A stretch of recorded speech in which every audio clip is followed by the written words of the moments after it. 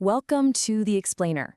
Today, we're tackling a big one. How in the world did the United States, a nation dead set on staying neutral, get dragged into the biggest, deadliest conflict the world had ever seen, World War I?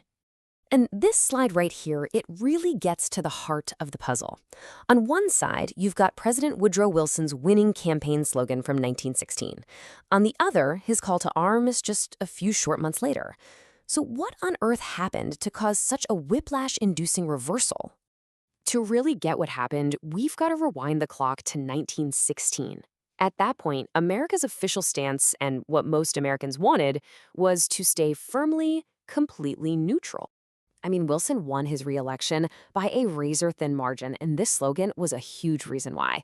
His opponent actually went to bed on election night thinking he'd won, only to wake up and find out that late results from California had swung it for Wilson. That's just how powerful that message was. But here's the thing, and this is what's so fascinating. Behind the scenes, it was a totally different story. Even as Wilson was publicly calling for a peace without victory, he was privately hedging his bets. He was pushing Congress to build up the Army and Navy, getting ready for a war he desperately hoped he could avoid. Yeah, well, that balancing act, it was never going to last. By the start of 1917, a whole series of events started unfolding that made staying neutral pretty much impossible. And this timeline, wow, it just lays out how incredibly fast everything happened. Germany makes a desperate gamble and says it'll sink any ship near Britain. Then, this shocking secret message gets intercepted. Over in Russia, a revolution topples the Tsar. And then, German U-boats start making good on their threat, sinking American ships. The dominoes just fell, one right after another.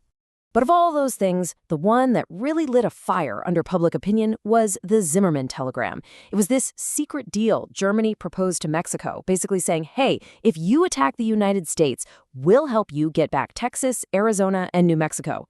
When that went public, well, you can imagine, anti-German feeling just went through the roof.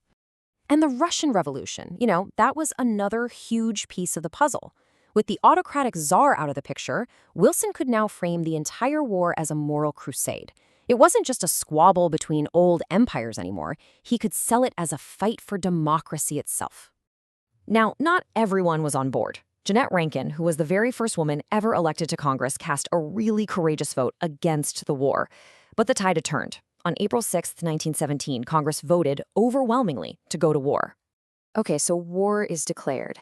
Now the U.S. is staring down this absolutely colossal task. How do you raise, train, and equip a modern army? Basically from a standing start.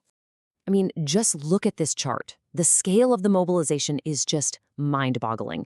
The U.S. military ballooned from a pretty small professional force into a massive citizen army of almost 4.7 million people in just 18 months. Incredible! So, you might be wondering, how on earth did they do that? Well, the key was something called the Selective Service Act. This massive expansion was only possible because a national draft was put in place, requiring millions of men to register for service. They made up the vast majority of the fighting force. And this went way beyond just the army. A whole new government machine basically sprung up to run the entire national economy for the war. You had the War Industries Board telling factories what to make, the Food Administration pushing for victory gardens, and the War Labor Board jumping in to stop strikes and keep production moving. And the price tag for all of this? A staggering $21 billion. And get this, that's how much ordinary American citizens, with some help from movie stars like Charlie Chaplin, loaned the government by buying Liberty bonds. It covered more than half the entire cost of the war. All right, let's shift gears and talk about the home front, because the war didn't just reshape the government, it completely changed the fabric of American society itself. With so many men heading off to fight, millions of women stepped up and into jobs that were, until then, completely off limits. They were assembling weapons, driving trolleys, delivering mail. They were doing so-called men's work, and they were proving they could do it, challenging all the old ideas about gender roles. And this number, 500,000. This represents one of the biggest social shifts in American history.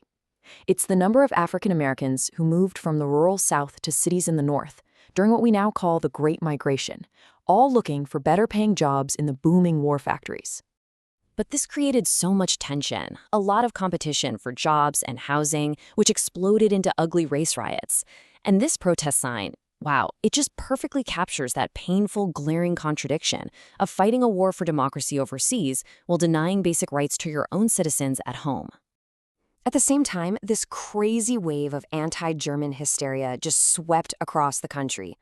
German Americans were physically attacked, schools literally stopped teaching the German language, and you can't make this stuff up, sauerkraut was renamed Liberty Cabbage.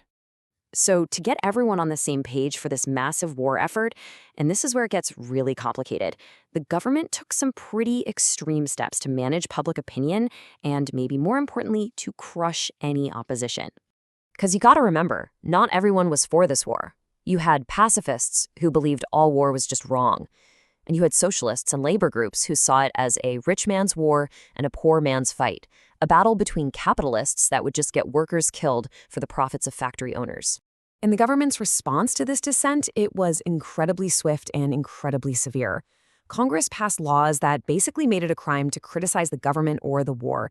Nearly 1,600 people were arrested, including really prominent figures like Eugene V. Debs, a 5-time presidential candidate who was thrown in jail just for giving a speech against the draft.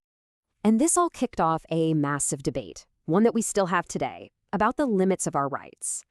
A few people at the time argued that these laws were a clear violation of free speech. But honestly, most Americans felt it was a sacrifice that had to be made for national unity in a time of war. So you go from this reluctant, neutral nation to a global military powerhouse, and it totally remade the country. It left behind this legacy of huge change, new opportunities, and deep prejudice. And a question that we are still grappling with today. When a crisis hits, where do you draw the line between national unity and personal freedom?